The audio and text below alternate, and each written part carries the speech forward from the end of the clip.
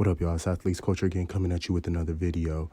So this weekend, Israel Adesanya took on Robert Whittaker, and Israel Adesanya came up victorious, my guy, to become the new UFC World Undisputed Middleweight Champion of the world. Let me put that in perspective. Undisputed. He's the undisputed champion of the world.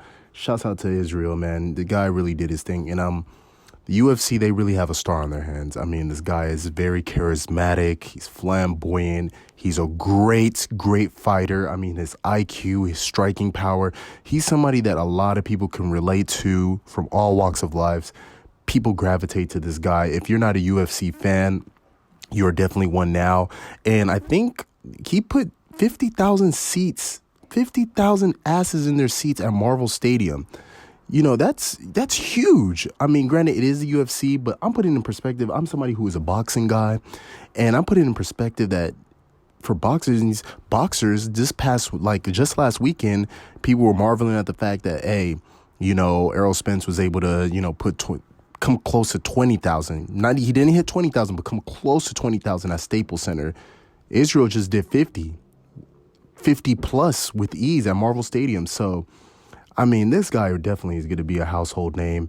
But the point of this video, you know, which is pretty interesting, is that him being the undisputed champion, talks have been circulating about him moving up to take on another, even though he has a loss on his record, but that's by disqualification. But you already know who I'm talking about since I gave it up. Jon Jones. Another undisputed champion in Jon Jones. And it's like, I mean, if that were to happen, that'd be some crazy ass shit, but I don't really think it would take place. And the reason being is this.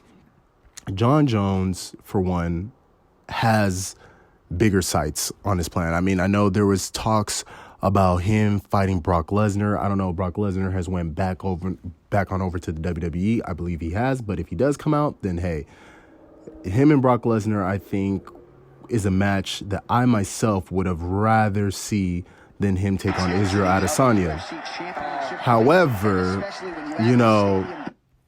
However, with that said, it begs, only time can tell, you know, what's going to happen. Right now, I think on the talks for Israel Adesanya is you got the gentleman out of Brazil, Costa. He definitely wants to catch it with Israel, and he's definitely gonna get that ass beat. But I mean, him and Jon Jones, that would have been an interesting fight. I mean, with the striking power that both of them have, I mean, both of them very great fighters, high IQ. Very popular. People say Jon Jones is one of the greatest UFC fighters, if not the greatest of all time. So this would be very interesting, especially with Israel, with his rising star power. If him and Jon Jones were to run it, man, that would be one for the ages. Definitely one for the ages. I mean, who knows? I can't wait and see if that does happen. But my money so far would definitely be on Mr. Jon Jones. I'm just going to have to go with Jon Jones in this one, especially if Israel's going to come trying to meet him at light heavyweight. As a light heavyweight champion, you know, there's levels to this. You just can't move up in class and just think you're going to whoop somebody's ass, all right? And even if you look here, you see him, you know, talking about making that fight with Brock Lesnar, which I would definitely pay $100 a pay-per-view to see.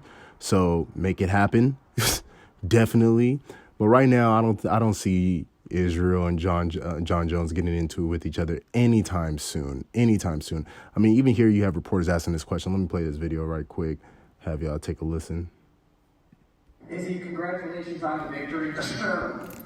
You're in the catbird seat. Paulo Costa came here because he wants to face you next. He suddenly offered on you to face him. You just addressed Jon Jones. You guys have been beefing on Twitter. Who?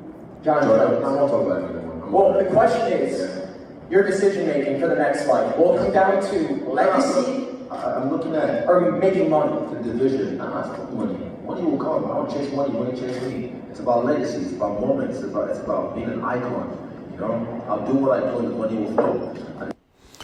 So you heard it from Israel. It's all about legacy for him. So definitely, when I hear talks like that, he definitely wants that Jon Jones fight. All right, because that's a legacy. That's a legacy making fight. Him and Jon Jones, that will be a legacy fight if he were to pull out a victory in that.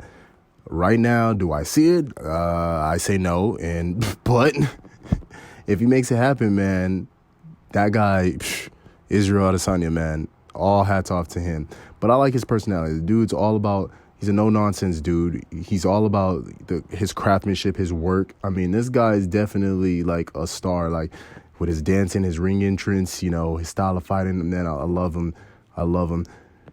I just, man, just can't get over the fact that this guy is the undisputed champion, middleweight champion, and what he pulled off this past weekend is nothing short of incredible. But for him and Jon Jones to get into it, man, that's a long shot. He's got to handle up stuff with Acosta. So like he said, it's not even about money right now. It's about legacy. So to inch one step closer into being great, he's got to wipe up Acosta, which he will. I trust he will. So I'm not even worried about that. Only time will tell, if him and Jon Jones does happen. But right now, there's 2 or 3 fights that can be made for the both of them before they even talk about fighting one another. But I want to hear what y'all have to say. Like, comment, subscribe down below. Shouts out to Israel Adesanya, man. You did your thing, man. More power to you. Wishing you much more great success. UFC 243 was a show. Thanks to you, man. All right. Till next time.